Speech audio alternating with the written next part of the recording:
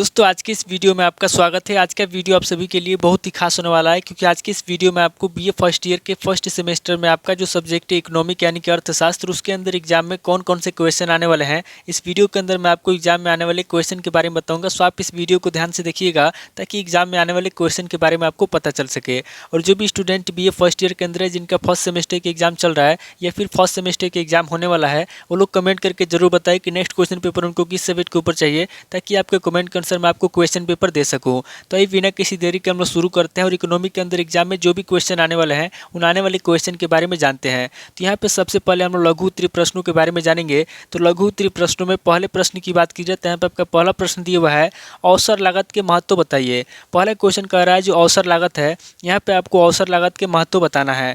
अब वाले क्वेश्चन की बात की जाए तो यहाँ पे आपका दूसरा क्वेश्चन दिया हुआ है, आगमन प्रणाली का संक्षिप्त परिचय दीजिए। दूसरा क्वेश्चन कह रहा है जो आगमन प्रणाली है, यहाँ पे आपको आगमन प्रणाली का संक्षिप्त परिचय देना है। अब वाली क्वेश्चन की बात की जाए तो यहाँ पे आपका तीसरा क्वेश्चन दिया हुआ है, आगमन प्रणाली के गुण बताइए। तीसरे क्वेश्चन कह रहा है जो आगमन प्रणाली है, यहाँ पे आपको आगमन प्रणाली के गुण बताना है। अब वाले क्वेश्चन की बात की जाए तो यहाँ पे आपका चौथा क्वेश्चन दिया हुआ है, उपभोक्ता अतिरेक का अर्थ स्पष्ट कीजिए। चौथा क्वेश्चन कह रहा है जो उपभोक्ता अतिरेक है, यहाँ पे आपको उपभोक्ता अतिरेक का अर्थ स्पष्ट करना है। अब वाली क्वेश्चन की बात की जाए तो यहाँ पे आपका पाँचवा क्वेश्चन दिया हुआ है, मांग की लोच के रूप बताइए। पाँचवा क्वेश्चन कह रहा है जो मांग है, यहाँ पे आपको मांग की लोच के रूप बताना है। अब वाली क्वेश्चन की बात की जाए तो यहाँ पे आपका छठा क्वेश्चन दिया हुआ है, उपयोगिता किसे कहते हैं, उपयोगिता के लक्षण तथा प्रकार बताइए। छठा क्वेश्चन कह रहा है कि उपयोगिता किसे कहते हैं, यहाँ पे आपको सबसे पहले उपयोगिता के बारे में बताना है, उसके बाद आगे आपको उपयोगिता के लक्षण बताना है तथा उसके प्रकार बताना है। अब वाली क्वेश्चन की बात की जाए तो यहाँ पे आपका सातवां क्वेश्चन दिया हुआ है, आय प्रभाव को स्पष्ट कीजिए। सातवां क्वेश्चन कह रहा है जो आय प्रभाव है,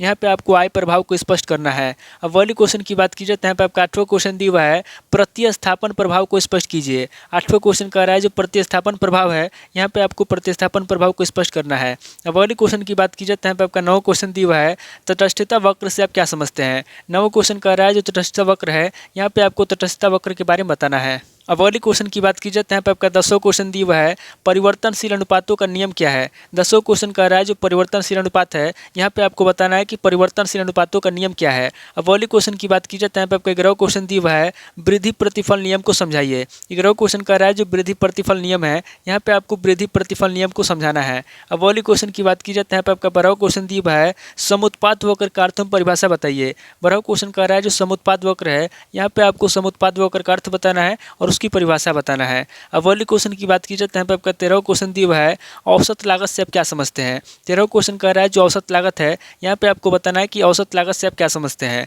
अब अगले क्वेश्चन की बात की जाए तो यहाँ पे आपका 14वां क्वेश्चन दिया हुआ है, क्या अल्पकालीन लागत वक्र यू के आकार का होता है। 14वां क्वेश्चन कह रहा है जो अल्पकालीन लागत वक्र है, यहाँ पे आपको बताना है कि क्या अल्पकालीन लागत वक्र यू के आकार का होता है कि नहीं होता है।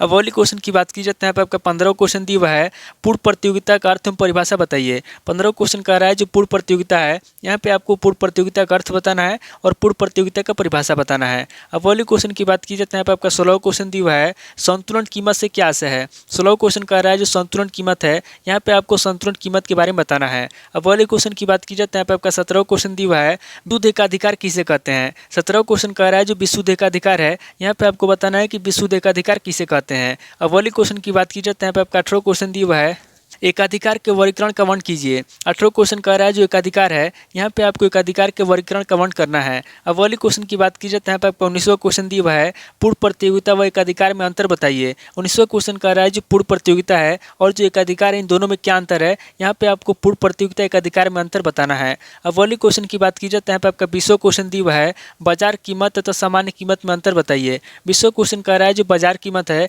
और जो सामान्य कीमत है, इन दोनों में क्या अंतर है, यहाँ पे आपको बाजार कीमत तथा सामान्य कीमत में अंतर बताना है। अब अगले क्वेश्चन की बात की जाए तो यहाँ पे आपका 21वां क्वेश्चन दिया हुआ है, मूल्य विभेद का अर्थ बताइए। 21वां क्वेश्चन कह रहा है जो मूल्य विभेद है, यहाँ पे आपको मूल्य विभेद का अर्थ बताना है। अब अगले क्वेश्चन की बात की जाए तो यहाँ पे आपका 22वां क्वेश्चन दिया हुआ है, साधन कीमत सिद्धांत क्या है। 22वां क्वेश्चन कह रहा है कि साधन कीमत सिद्धांत क्या है, यहाँ पे आपको साधन कीमत सिद्धांत के बारे में बताना है। अब अगले क्वेश्चन की बात की जाए तो यहाँ पे आपका 23वां क्वेश्चन दिया हुआ है, कल्याणकारी अर्थशास्त्र से आप क्या समझते हैं। 23वां क्वेश्चन कह रहा है जो कल्याणकारी अर्थशास्त्र है, यहाँ पे आपको बताना है कि कल्याणकारी अर्थशास्त्र से आप क्या समझते हैं। अब अगले क्वेश्चन की बात की जाए तो यहाँ पे आपका 24वां क्वेश्चन दिया हुआ है, आयरो के सामाजिक चयन सिद्धांत की व्याख्या कीजिए। 24वां क्वेश्चन कह रहा है जो आयरो है, यहाँ पे आपको आयरो के सामाजिक चयन सिद्धांत की व्याख्या करना है। तो टोटल आपके 24 क्वेश्चन हो गए, जब से लघु उत्तरीय प्रश्न में पूछे जाएंगे। अब आगे हम लोग दीर्घ उत्तरीय प्रश्नों के बारे में जानेंगे। तो यहाँ पे दीर्घ उत्तरीय प्रश्नों में पहले प्रश्न की बात की जाए तो यहाँ पे आपका पहला प्रश्न दिया हुआ है, आर्थिक अध्ययन की प्रणाली से आप क्या समझते हैं, निगमन प्रणाली के गुण एवं दोषों की विवेचना कीजिए। पहला क्वेश्चन कर रहा है जो आर्थिक अध्ययन है, यहाँ पे आपको बताना है कि आर्थिक अध्ययन की प्रणाली से आप क्या समझते हैं। उसके बाद आगे आपको निगमन प्रणाली के गुण एवं दोषों के बारे में बताना है। अब वाले क्वेश्चन की बात की जाए तो यहाँ पे आपका दूसरा क्वेश्चन दिया हुआ है, मांग को प्रभावित करने वाले तत्वों की व्याख्या कीजिए।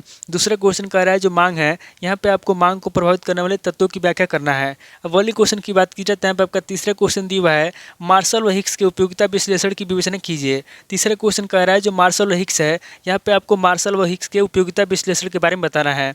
अब वाले क्वेश्चन की बात की जाए तो यहाँ पे आपका चौथा क्वेश्चन दिया हुआ है, उत्पादन किसे कहते हैं, उत्पादन के विभिन्न स्वरूप बताइए। चौथा क्वेश्चन कह रहा है कि उत्पादन किसे कहते हैं, यहाँ पे आपको सबसे पहले उत्पादन के बारे में बताना है। उसके बाद आगे आपको उत्पादन के विभिन्न स्वरूप बताना है। अब वाले क्वेश्चन की बात की जाए तो यहाँ पे आपका पांचवा क्वेश्चन दिया हुआ है, सम लागत रेखा से आप क्या समझते हैं, इसके समीकरण की व्याख्या कीजिए। पांचवा क्वेश्चन कह रहा है जो सम लागत रेखा है उससे आप क्या समझते हैं, यहाँ पे आपको सबसे पहले सम लागत रेखा के बारे में बताना है। उसके बाद आगे आपको इसके समीकरण की व्याख्या करना है। अब वाले क्वेश्चन की बात की जाए तो यहाँ पे आपका छठा क्वेश्चन दिया हुआ है, एकाधिकार से आप क्या समझते हैं, एकाधिकार का वर्गीकरण विशेषता मुद्दे से बताइए। छठा क्वेश्चन कह रहा है कि एकाधिकार से आप क्या समझते हैं, यहाँ पे आपको सबसे पहले एकाधिकार के बारे में बताना है। उसके बाद आगे आपको एकाधिकार का वर्गीकरण करना है, उसकी विशेषता बताना है और उसका उद्देश्य बताना है। अब वाले क्वेश्चन की बात की जाए तो यहाँ पे आपका सातवां क्वेश्चन दिया हुआ है, एकाधिकार प्रतियोगिता में फर्म के संतुलन की व्याख्या कीजिए। सातवां क्वेश्चन कह रहा है जो एकाधिकार प्रतियोगिता है, यहाँ पे आपको एकाधिकार प्रतियोगिता में फर्म के संतुलन के बारे में बताना है। अब वाले क्वेश्चन की बात की जाए तो यहाँ पे आपका आठवां क्वेश्चन दिया हुआ है, अपूर्ण प्रतियोगिता के अंतर्गत बाजार की स्थिति की समीक्षा कीजिए। आठवां क्वेश्चन कह रहा है जो अपूर्ण प्रतियोगिता है, यहाँ पे आपको अपूर्ण प्रतियोगिता के अंतर्गत बाजार की स्थिति के बारे में बताना है और बाजार की स्थिति की समीक्षा करना है। अब अगले क्वेश्चन की बात की जाए तो यहाँ पे आपका 9 क्वेश्चन दिया हुआ है, सीटोवस्की के दोहरे मानदंड की व्याख्या कीजिए। 9 क्वेश्चन कह रहा है जो सीटोवस्की है, यहाँ पे आपको सीटोवस्की के दोहरे मानदंड के बारे में बताना है।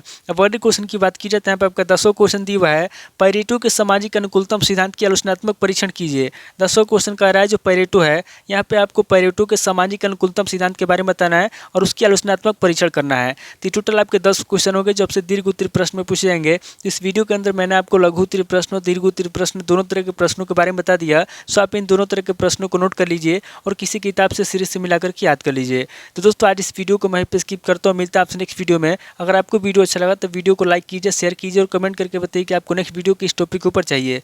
थैंक यू दोस्तों।